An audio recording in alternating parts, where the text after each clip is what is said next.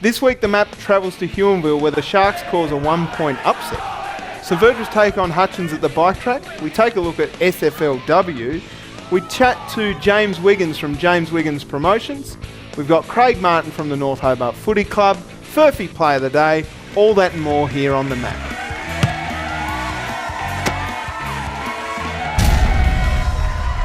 Welcome to episode 8 of The Map. My name's Tubes Taylor. I am joined as usual by my man. On my left it is Aaron Peachy Roberts. Welcome, Peach. G'day, Tubes. Great to be in Duff headquarters again. And great to be introduced, of course. Well, last week I got missed. I think I was introduced, but I was cut because we didn't do it right. Yeah. Now, a couple of great games of footy on the weekend just gone. We went down to Huonville against Dodgers Ferry. Well, kind of going into this game, I wasn't really sure who was going to win. I kind of thought Huonville had a bit of a run. They had some good momentum. Mickey Paul, one of our favourite gentlemen of the league. But hey, we saw an upset.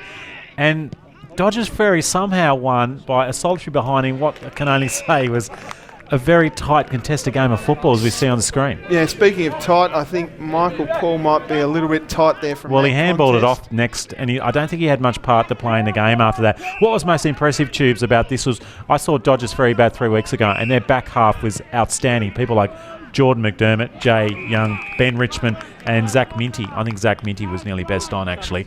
Here's Timmy Cannon. 203 games, I think, of football now. This is right on three-quarter time. And I think they were down by a few points. I think he's put them up maybe by 1 point. This is a huge goal. No, he's a jet, and his tackling pressure in the forward half was amazing. He was very, very good. I spoke to David Hunt briefly shortly after the game as well, and he was very much singing the praises of his back six down there at the Dodgers Ferry Sharks.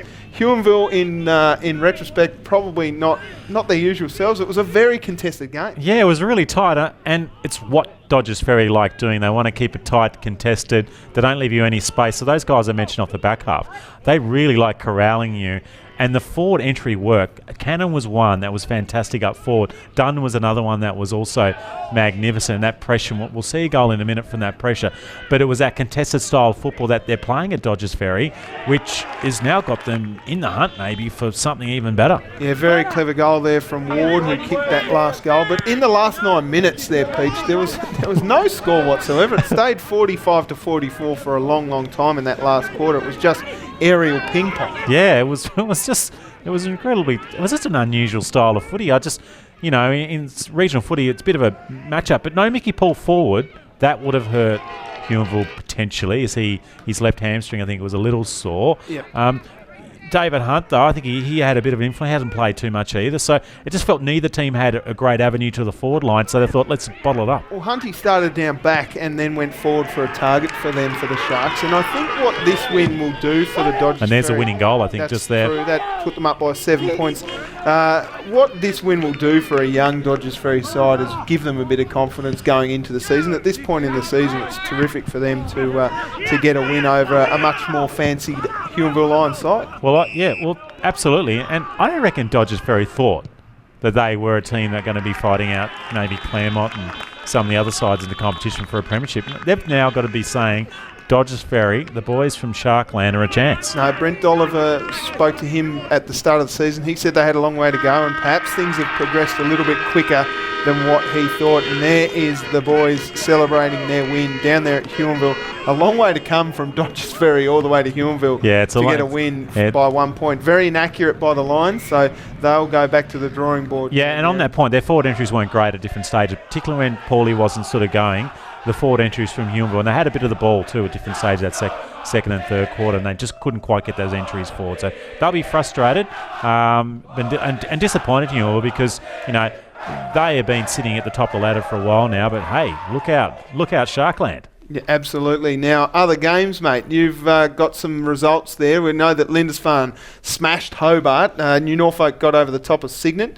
But Brighton were absolutely pummeled again by Claremont. I suppose every time Brighton take a step forward, they have a couple of steps back, and that's the nature of a very young team.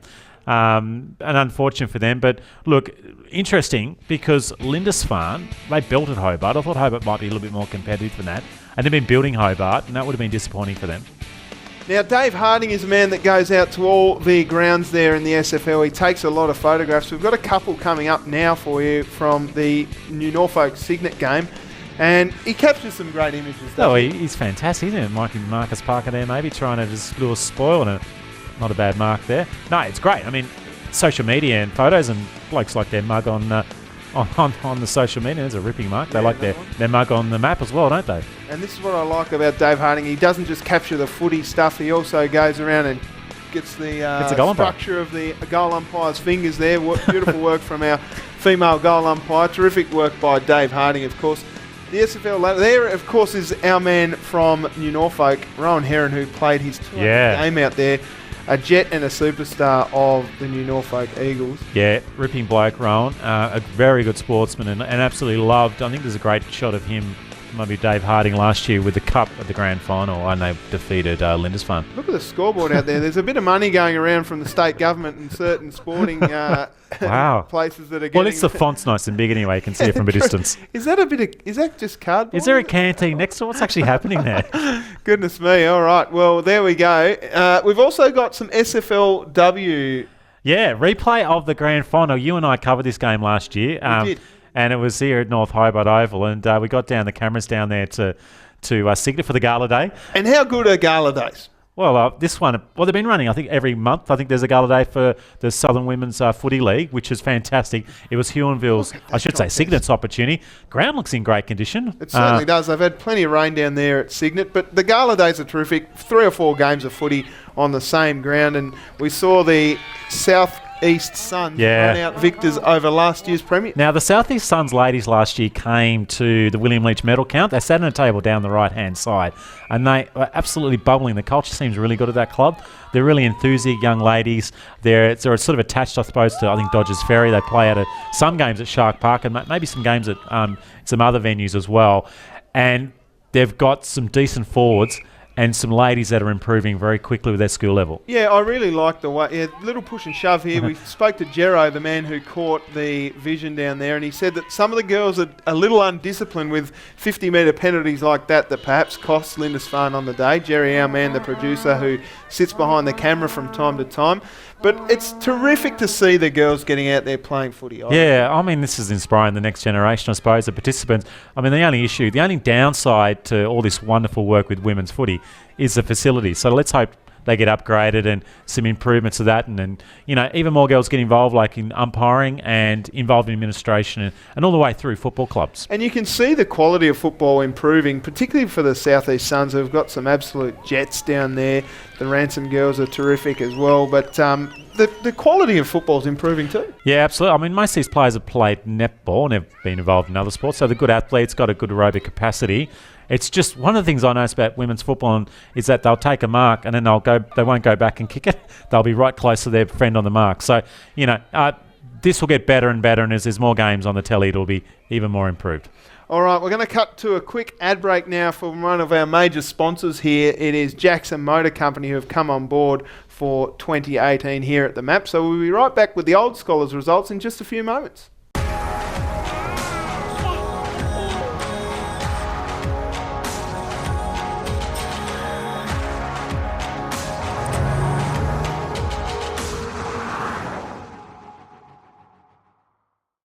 Old Scholars now, and Peach, we were out at the bike track for the St Virgils versus Hutchins match, and Hutchins came out really hard early, and they kicked a goal within the first 3 or 4 seconds, but St Virgils fought back in the first quarter. Well, they were up at quarter time. I think they were up halfway through the second quarter, I should say. They were really competitive because what they did really well, St Virgils, was they actually got the ball out of the middle of the ground, got it forward to Gillop. He kicked a couple, had a couple of opportunities, and it was electric. And I thought I heard some of the old boys for St Virgils getting a little bit excited up in the rooms just to the left of the camera. The boys, that's Kieran Gill there, who kicked a couple of beauties. A legend of the St Virgils Footy Club, but their pressure was terrific. You can see here, I thought that young man there played really well. I'm not sure who he is, number 24. We'll find out who he is shortly for you, but they played really well. Their pressure around the ground, particularly in the first half, was really good. They were really ferocious. The first 5 minutes, they were ferocious. People like Paddy Midson and others, they just threw themselves at the football and the man, and they were trying to create a bit of carnage. As soon as the ball got on the outside, though, Hutchins looked really smooth. People like Leach looked really composed, and they were making great decisions. But Hutchins are used to a small football ground, just as the bike track is, and they struggled to find their way and navigate their way through that defence from St Virgils. Their defensive structure, though, Hutchins really came into it, and their fitness came into it in the second half. Noy and Lister through the middle. Particularly, yep. Yeah, he was really good off half-back too when he went back there. But Franks as well, their running half-back line of Franks and Noy was terrific. They played really well. Yeah. It was Trent Arnold, who's the number 24, who I really liked. Yep. He was terrific. We got Ben Duffy on the camera, of course, the apprentice of Martin Duffy, his youngest son. Did a good job too, didn't he? Did a really good job down there. But I just think that St Virgils have got something to build on. They're obviously coming from a fair way back. Their fitness is what really let them down, and you can see the big fella Andrew Mann there taking a mark and going back and kicking one from about 35 metres out. We spoke to the guys on the scoreboard. Oh, yeah? It's got to be one of the smallest scoreboards going around too. It does, but those three blokes that are up there on the scoreboard are the noisiest. There's Trent Arnold again taking another grab. He was very, very good. Those three boys up on the scoreboard are some of the most vocal supporters that I've ever heard in my life. We're going to cut to the Old Scholars ladder now. Unfortunately, it was 116 points victory to Hutchins there, with Williamson kicking 8, which was a very good effort from up. Well, everyone's lost 2 games or more in the Old Scholars. I've got no idea who's favourite in this competition so far. I like the Ships at the moment. They're the team that I think, even though they're not on top of the ladder, I mean, they had a massive win over Richmond. I really like the one. They had some big ins as well, and they've got some big players like Cullen and Co. and Setchell who've come into the side. I honestly think that Dosa are going to be thereabouts as well. They had a big win over University up at the TCA on the weekend. But the top 5, University, Dosa, OHA, Richmond and Hutchins, whoever ends up just out of the top 4 is going to be really filthy, because anyone could win this competition. It's probably going to come down to a few players, a few injuries. Whoever's get their best team in the park come September or late August will probably win in the end. Absolutely. Now, we're going to cut to your favourite segment, Peach. We talked about it last week, but it never got a run. We've got it for you this week, folks. The people out there on social media are crying out for it. My mum loves this segment, so June, I know you love this segment. So all right, we're going to cut now. Here we go. Holy trousers. Holy trousers, holes in your trousers. Should we have a Tasmanian AFL team? It's the 13th of October 1975 and the Glenorchy Football Club have lost a close contest to West Perth, wine forward to 1990, and a Tasmanian team missing many AFL stars defeats the VFL at North Hobart. This was the start of the first authentic discussion about a Tasmanian team in our national competition, and possibly our best chance. It was also a time large numbers of Tasmanian players were successful at AFL clubs. Did we miss our opportunity, and how competitive would Glenorchy be against Sturt or the Peel Thunder in 2018? Look, the AFL stated we don't have enough participants. Surely we have more than Geelong or the Gold Coast.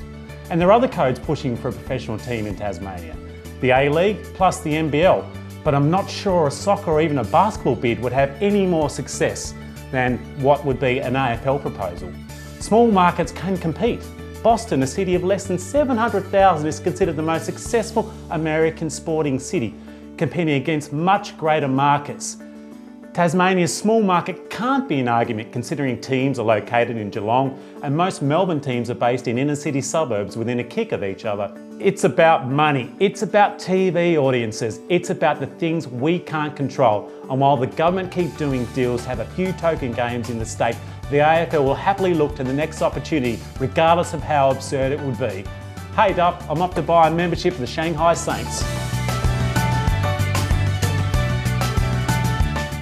So there we go, holy trousers from a man on my left, Peach, and we have a man from the North Hobart Football Club, the president of the North Hobart Demons, Craig Kizza Martin. Welcome, Kiz. Thanks, Tubes. Great to be here, mate. Thanks so much for coming in. We know that there's been a bit of debate around Tasmania at the moment about the structure of football in Tasmania. We wanted to get someone in who has a bit of skin in the game. Now, you are not only the president of the North Hobart Demons, you're also a life member at the Uni Footy Club. That's right, yes. Had some wonderful years at the University Football Club from 83, where I started as a player, to 1998, where I finished up as the senior coach. As we were chatting off air earlier, I did manage to take the club from nowhere to oblivion in seasons 97 and 98, but was also lucky enough to play in 3 premierships at the University Football Club. Had a lot of fun, met some great people, and made lifelong friends, as you do, playing footy. So where does the North Hobart Footy Club stuff come in? My son started playing football at North Hobart in the mid-2000s. He came here from the Lindisfarne Junior Football Club and came to play juniors with North Hobart, and I jumped on board as parents do, and got into the coaching side of things here at North Hobart. I coached one of his underage sides and was an assistant coach to Ricky McCulloch in the under-17s team that famously won the premiership against Lauderdale. After being a goal down with 30 seconds to go, we managed to kick 2 goals in the last 30 seconds of that famous under-17s grand final to get the win. So yeah, my family and myself, we fell in love with North Hobart from day one, and yeah, we were very, very keen, along with a whole range of other people, to get the club's name and its identity and its jumper back, and we managed to achieve that last year, which was certainly did. So we're talking about the structure of football in Tasmania, mate. There's a lot of publicity out there about the TSL this year, about how all the presidents are all on board, jumping back on to the AFL, putting the onus back onto them to get some funding back. Where do you sit? Oh, well, I mean, the TSL has to be retained. It's a high-level football competition in the state. It's, without question, it's a step above regional and community football. It's a competition that, you know, our best players in the state can aspire to being part of, and I think it's a critical component of the developmental pathway for our young footballers. I'm sure that not many people in the state would realise that between us, the 7 TSL clubs turn over $4 million a year. We have over 100 people employed in those TSL clubs. 102 young men are part of the AFL academies that are connected to TSL clubs, and 13 have been selected to play in the Allies in the Division 1 under-18 national championships. Now, you know, 102 kids as part of AFL academies, 13 in the Allies, that is, in anyone's language, tells you that the TSL is a critical component of the pathway, and it needs to be retained, and it needs to be enhanced, and it needs to be properly resourced. And yes, we've been having a number of conversations with AFL Tas, with the steering committee, and on Thursday we're heading up to Devonport to have a conversation with Gillen, which we really appreciate. And of course last Wednesday, Paul Godomsky and Thane Brady met with the full steering committee in Melbourne. It went really, really well. They stayed a really good freewheeling chat for an hour and a half, got across a lot of territory. So, look, we're really positive, and I saw Chris Fagan's comments in the Mercury on Saturday. We're really positive that there's going to be some great outcomes that come about through the steering committee process, and I think we'll see, Tassie football finally get its fair share of the funding pie. What is success for the State League? What does it look like? I think it's... And what do you think Gill's going to tell you? Do you have any insight of what he might say? And I think that he'll ask a number of questions. I think he'll probably ask the question that you just asked, Aaron. I think success for the statewide, the State League is ensuring that there is a high-quality, professional football competition in the state, underpinned by 7 very professional football programs. I think that evenness of the competition is a factor that needs to be worked on. I think that's something that will come about over the next little while. I think it's also success also looks like interest in the competition, and I think this year there has been a lot of interest in the competition. Certainly, I think the crowds are up.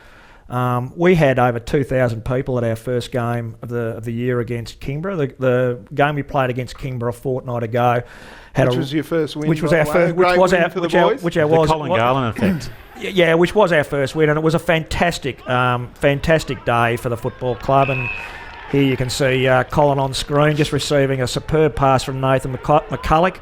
Kicks it long to Jake Steele, who's one of our Mariners boys, and he goes back and kicks Treely's. It was his first kick in senior football, so he managed to join that elite club, and this is a lovely bit of play from Colin over to Nick Lee, back to Colin, and Colin goes back and kicks Treely. There you go, you could have a commentator here. To get you back, kids. Craig, well, I'm quite interested to know, like, there's a lot of palaver around the state league from all directions.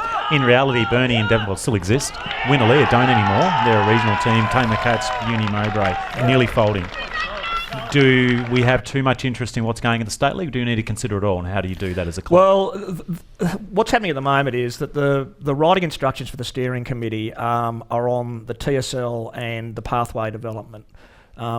The terms of reference don't include what footy looks like at that lower community level. So the two key things here are the developmental pathways and the TSL. They're the two key things that they're looking at. Now, whether that involves the Mariners program being expanded, personally I think, and all the presidents think, that the Mariners program should be expanded. There should be more resource put into talent pathways and junior development. And we want to see, as I said earlier, we want to see the TSL stay as part of that higher level of football in the state, but also as a critical component of that pathway as well for our aspiring young footballers in the state. How then, Craig, do you encourage the best players in the state to play TSL football? Because you and I have touched on this before. I think there's a lot of players playing in the SFL and the old schools that should perhaps be playing in the TSL, but they don't have the time to commit to what it takes to go that next level. How do you encourage them? Well, you've got to pay them properly. You've got to remunerate them. And I mean, this is an argument that we've articulated on a number of occasions, Tubes, as part of these deliberations. You're absolutely right.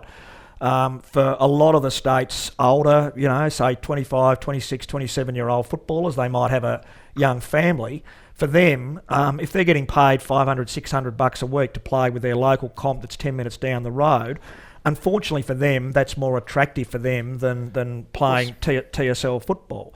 So I think the clubs need to be better resourced. I think that the salary cap of the TSL should be much higher than the $95,000 than it is at the moment. Many teams even close to that, though. I mean, Lord and Arnett, other teams aren't even that close, I wouldn't have thought. Look, I can't speak for all the sides, but we certainly aren't at the moment.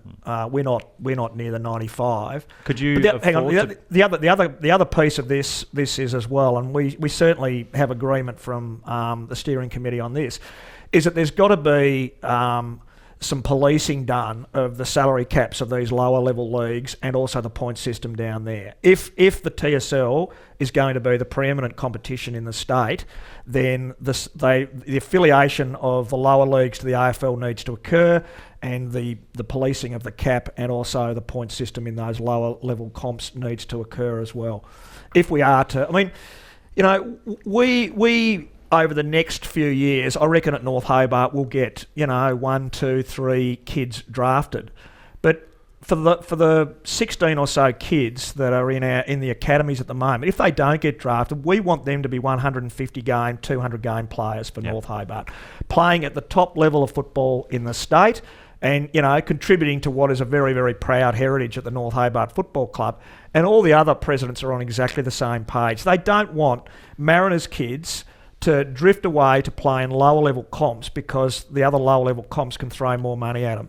So you're saying incentivise these players with a few extra dollars. Is that driven through the clubs, or is it a handout from the AFL? Well, I think the AFL need to come to the party here as well. I mean, at the moment, each of the clubs, the TSL clubs, get $107,000 a year from AFL Tasmania to run their football clubs. It costs around about $450,000 a year to run a TSL club. So we have to find the remaining money from other sources just to break even. So that's through the gate takings, over the bar, membership, bar, sponsors. So quite a bit of money. That's a lot more money than some state sporting organisations might get, as you well know from the past. So it's a lot of money. To manage volunteers, presumably managing this, is it effective? Look, we are going to, I have no doubt, over the next few years that North Hobart will be able to be sustainable on that amount of money, because we're very, very lucky at North Hobart. We have fantastic volunteers, we have a committed board, we have a great general manager in Paul Curtin, and we have had North Hobart people that have very generously become members and gone over and above what would be expected because they've got their football club back. So we're in a good position. There's a lot of love and goodwill for North Hobart, But it's still, Aaron, it's very difficult to make ends meet when you get $107,000 from the sports governing body.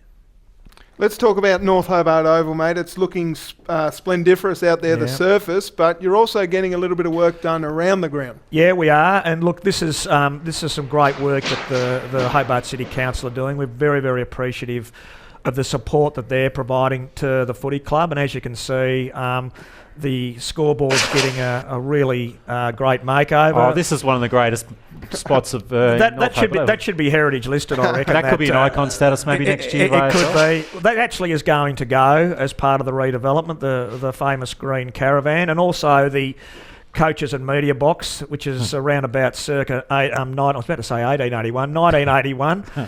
That's going to go as well and be replaced by a modern AFL compliant media and coaches box, which will greatly enhance the ability for AFLW matches to be played at North Hobart, which is what we're aiming to do when they start playing next year, which is a very, very exciting initiative. Very exciting stuff. Yeah. Craig, I spoke to you just before we came on board here, and you said you could talk underneath wet concrete, mate, and you've certainly done that, but we really appreciate you coming in. Thanks, Kizza. We're going to cut now to one of our regular segments, Blast from the Past, here on the map. Exactly right. Collis gets it forward now, looking for the man at the moment. Lorcan. There's about 6 or 7 players there who flew for that. Oh, speed! Can he get around? Just slip! Oh, don't tell me! He's going to kick that! What a ripper from Lorcan! If you don't mind. If that doesn't lift you, boys, nothing will. And thanks to Jackson Motor Company for their ongoing support. We're now joined in the studio by a man from out at Claremont, Jaimes Wiggins. Welcome, mate. Good evening, Tubes. What did you think of that goal? Mate, that's worth $500 on Almost Football Legends. You would have thought so. That was regional SFL grand final goal of the day from 2008, and it was Lorcan that kicked this absolute beauty from the pocket. He slipped over as well. Wasn't it a great goal? Unbelievable. Command won this game pretty close. I think they destroyed Huonville on their way back through to Geeveston. I think they did. Now we go. We've got a fair bit to talk to you about. You're obviously involved out there in Claremont. The boys are going really well.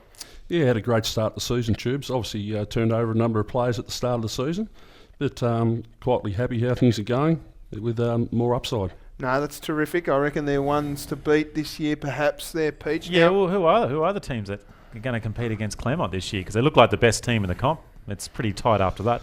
Yeah, well, listen, I believe, watching obviously Dodgers, Ferry, Lindisfarne, in recent times they've been fairly solid. Huonville as well, yeah. Absolutely. Obviously a shock result the weekend with Dodgers getting over the top of Huonville, which is fantastic for football in general. So there's plenty of contests up there at the moment, and it'll be an interesting how it plays out the rest of the year. Now, you're doing a fair amount of work with community football around the whole state with James Wiggins Promotions. Tell us about that. Yeah, it's just an idea I come up with a few years ago when I got out of football full time. Obviously been fortunate enough to meet a lot of good people over the journey, made some great contacts, and obviously here to try and help community football. Yeah, well, you certainly did up there on the northwest coast. You had the big fella there, Trav Cloak, go up there to the Giants and play a game up there. That's right. Yeah, three weeks ago, Travis flew in, participated with an Auskick clinic on the Friday night. Boosted their counter meals from 80 to 180, which is fantastic. Played the game of football, which numbers were fantastic, over 1,000 people at the Smithton Rec Ground. And on the Saturday night, they also had a sportsman's night where, out of the auction alone, they made $5,000. Brilliant. And other clubs have been doing it. Darryl White went to Rochelle on the weekend, kicked 7-4, I think. Yeah, it's a wonderful initiative, obviously, by the Rochelle Football Club, 10th year. An Indigenous game. They pay tribute to the guys that have contributed to NTFA football. Darryl kicked 7 goals for us. He said, Peach, was fantastic. A good crowd at the game, and a fantastic night doing a Q&A with him also on the Saturday night. But it's not just that though. Darryl, he communicates, he gets around, doesn't rock up and go, didn't he? Is there any insight you can give to other things that he did there on the day? Yeah, there was one particular gentleman on the night that's struggling with life, and Darryl, before we did the Q&A, just introduced him about his life growing up in Alice Springs, and it was a tough time for Whitey. Was in and out of juvenile centres, believe it or not, before he went to Brisbane in the early 90s, but told a story, and a gentleman in the crowd was touched by it. Found out later that this gentleman has a mental health issue and has actually been touching ice, which is horrible.